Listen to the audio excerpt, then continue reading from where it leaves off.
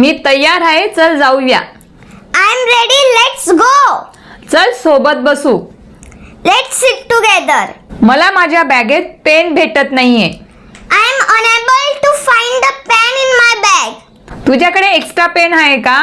Do you have an extra pen? तू डब्यात lunch साठी काय आणले आहे? What did you bring for lunch? मी आलू पुरी आणली आहे. I brought aloo puri in my lunch. जर तू डब्यात काही आणले नसेल तर ठीक आहे, मी माझा डब्बा तुझ्यासोबत शेअर करेल. If you didn't bring in your lunch then it's okay. I will share my lunch with you.